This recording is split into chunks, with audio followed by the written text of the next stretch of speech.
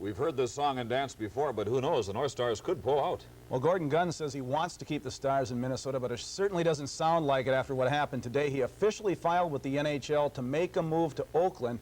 He had to do that by February 1st for any kind of a proposed move, so the first step has already been made. North Stars co-owner Gordon Gunn today turned down an offer by the Minnesota Timberwolves for use of their new downtown arena rent-free for 3 years. Timberwolves president Bob Stein says he can't understand why they would turn down such a great deal unless they've already decided to move.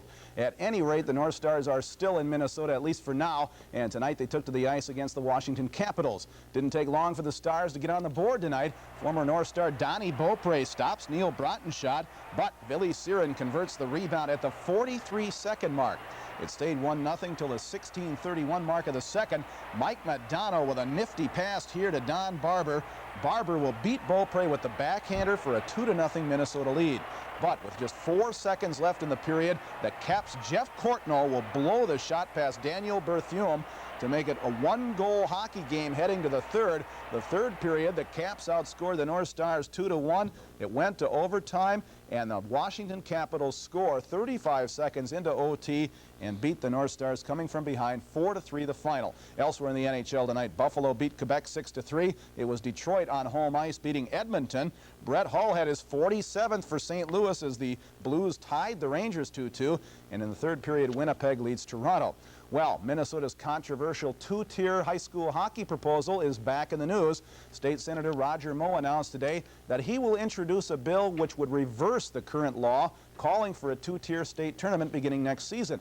Moe feels high school sports tournaments are best controlled by the State High School League and not by the legislature. The bill will be introduced when the new session begins on February the 12th.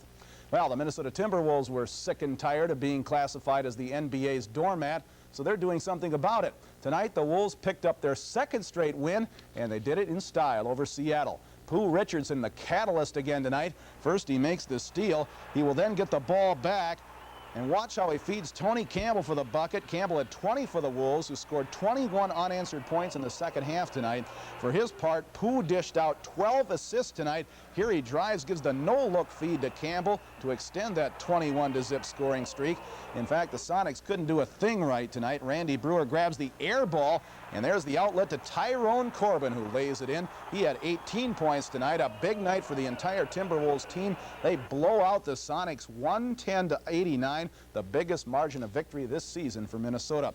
Elsewhere in the NBA, Boston wins a big one over the Knicks, 97-91. The Celtics now within a half game of the Knicks in the Atlantic Division. Elsewhere, Detroit bombs Washington. Philadelphia ties the Knicks for the Atlantic Division lead as they beat Indiana tonight. Dallas was 7 better than Houston. San Antonio whipped Charlotte tonight. Hornets coach John Harder fired today before the game. Utah leading the Clippers 64-47 in the third quarter. One college hoop score. Purdue beats Michigan tonight 91-74. The Boilermakers 7-0 in the Big Ten. Well, it's Wednesday night, and that, of course, means another trip up north, sponsored by Pabst Blue Ribbon Beer. Tonight, Greg Mattson takes a look at a pair of drivers who will take part in this weekend's Jeep 500 snowmobile race. A trek from Thunder Bay to White Bear Lake that's no joyride. Bill Swanby is working on his Arctic Cat snowmobile by choice. You see, Swanby and his training mate, Mark Curran, are entering this weekend's Jeep 500 snowmobile race. And when Swanby goes out to test his equipment, he tests it for one reason. We go out to abuse these snowmobiles to find out what is going to break. Now, why abuse one's own equipment? Simple. After discovering what breaks, the broken pieces are modified to withstand greater punishment. And this is one punishing race. 160, 170 miles a day, driving at speeds in excess of 90 miles an hour in some cases, constant abuse on your body, riding moguls, your kidneys start to hurt. We wear kidney belts while we race. Your legs and your lower back take a brutal punishment along with your neck, your wrists and your elbows. It's very severe. It's like running a marathon. It's tabbed the world's toughest snowmobile race, and it begins in Thunder Bay, Ontario, Saturday morning.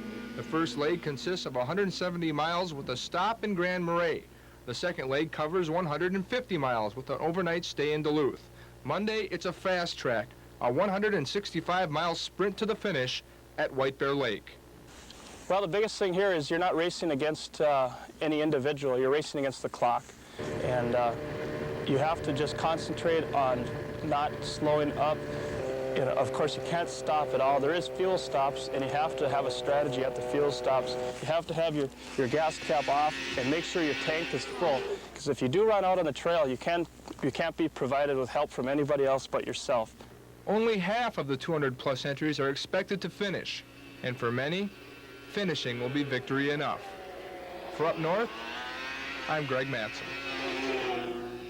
Denny, the race will go on, lack of snow or not, and we'll have advanced coverage throughout the week and, of course, this weekend. A big bowling series tonight, the Maroon Loon. Brian Hadrick was back at it again tonight, moonlighting, if you will. He rolled a 799 series at Skyline tonight, games of 288, 279, and 233. The folks at Skyline are going to make him put his Maroon Loon costume on pretty soon as a handicap.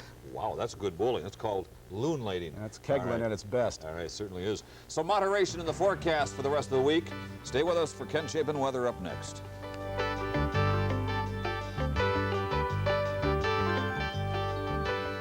Up North has been sponsored by Pabst Blue Ribbon Beer.